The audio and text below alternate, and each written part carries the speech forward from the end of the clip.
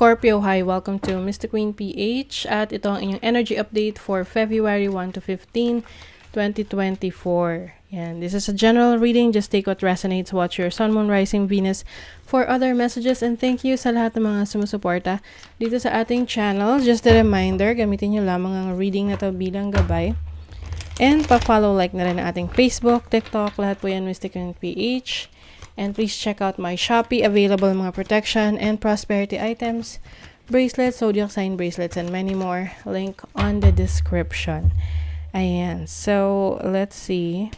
Scorpio, what's up with you? First half ng February. Second house, your resources, yung inyong kaperahan, abilities, talents, skills. Yan. Yan ang inyong bibigyan ng focus ngayon. First half. You also have 7th house. Wow, mga major to. Relationships, connections. Ooh, mayroong tension. Okay, yung iba, maaaring magkaroon kayo ng tension, challenging situation sa inyong partners. Pwedeng romantic partners, business partners na may kinalaman sa pera. Pwedeng mag-away sa pera. Or sa mga ari-arian, resources. Pwedeng kapamilya rin to, no? Someone that is related to you. May mga pamilya nag-aaway-away sa mga ari-arian, no? Mga lupa, bahay, or gamit. So, yeah, I think you really need to work it out. Sort things out. So, let's see your overall energy. You have the Justice card. Sorting things out talaga. You are finding truth. You are finding resolution to your problems, to your issues, especially in your finances or sa iyong relationship at this time.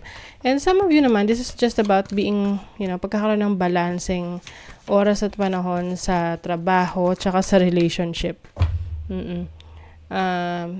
Yeah, yung iba kasi pwedeng kayo ay very workaholic to the point na wala na rin kayong oras at panahon sa inyong family or other things, no? So, pwedeng doon magkaroon ng challenge na mag-demand na sa'yo ng time, energy, effort ang iyong person. You have the 9 of Cups. So, meron ditong wish fulfillment for you. Merong bagay na magbibigay sa inyo ng kaligayahan, happiness, dahil nakuha nyo na finally. So, for some of you, this is winning, pagkapanalo sa isang court case o sa isang labanan. Or meron kayong mga documents na kailangan nyong makuha or permits or visa, mga approvals ng loan. Yan. So, makukuha nyo na yan. Let's see your challenge. Ano yung challenge? You have the 4 of Wands and then 10 of Cups. Family issues to, yung iba sa inyo. Pwedeng merong misunderstanding pagdating sa bahay nyo mismo. Like, yung bahay ninyo ng parents ninyo. Pwedeng sa mga mana to, no? Or, issue sa pamilya pagdating sa iba pang mga ari-arian. Or, may misunderstanding lang within the family. Yung iba rito parang gusto nang bumukod, no? Pwede kasing medyo toxic yung relationship with the immediate family or ibang family members. So, yung iba gustong umalis, gustong bumukod. So, your opportunity is the King of Pentacles and the Tower. Meron kang breakthrough, like a major change that you're going to do in your career, in your finances. Pwedeng meron kang sisimulang negosyo, biglaang negosyo. So, as an opportunity, you also have, meron ka ng paraan ngayon para maibangon ang isang trabaho or business career na nagkaroon ng problema in the past. So, maaring kaya kayo masaya ngayon kasi yung iba may ma-approve na loan, may makukuha kayong funds, no, pondo para maisakatuparan nyo na yung iba nyo pang plans when it comes to your career, your business, your projects related sa pera, yung investments mo. Your blessing is the Lovers, the Two of Swords. So it seems na meron kang kailangan pagdesisyonan ngayon, Scorpio, in terms of your relationship, whether magsistay ka sa relationship na yan o hindi, or kung ano yung gagawin mo moving forward with your person. And I also see some of you, yung business partnership na papasukan nyo, this is going to bring blessings in your life na makakatulong siya talaga na mas mapaunlad or mapalago yung situation mo pagdating sa kaperahan. But of course, make sure na ano man tong ventures na papasukin mo, lalo na kung may involve ang ibang tao rito, hindi lang to sole proprietorship like ikaw lang, no? Lalo na kung hindi mo to masyadong kilala, or alam mo na, minsan kasi sa business partnership, ano lang yan, nagkakasundo lang kayo sa isang bagay, which is yung papasukin yung negosyo, yung project ninyo. So, you have to get to know this person. And make sure na protected yung mga transactions nyo. So, let's see, ano pa? Yan, may success. Believe in yourself and dare to dream big. Yes. So, merong success.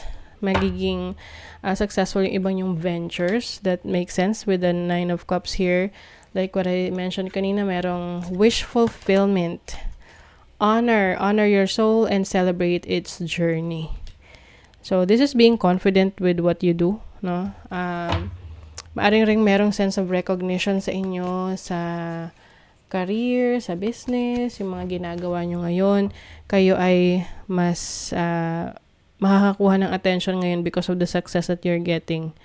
So, yung iba lang naman, pwedeng ang issue sa family is may jealousy na ikaw, successful ka, yung ibang kapamilya mo, hindi.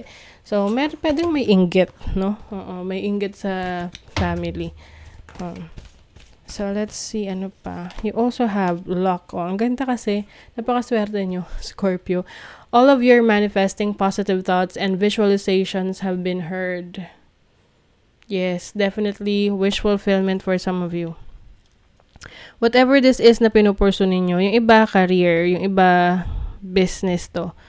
Oo, yun nga lang, it may create some tension with people around you na hindi mo nabibigyan ng attention din. Oo, lalo na kung magiging very, very busy ka. Dahil, kumbaga, minsan lang to 'di ba? Yung mga opportunities na dumarating sa atin. Kaya dapat we grab that opportunity. So, yung iba sa inyo, hindi nyo pinapalagpas itong oportunidad na to. Kaya gusto nyo mas maging successful pa. And that's really working for you, no? On the other hand, meron lang mga tension between you and some people na dapat isinusuportahan ka pero hindi. So, be careful with that. Okay? So, that is your reading, Scorpio. Kung nagustuhan nyo ito, naka-resonate kayo, mag-comment kayo dyan, like, share, subscribe para lagi kayo updated sa ating mga readings. Thank you so much, Scorpio. See you again.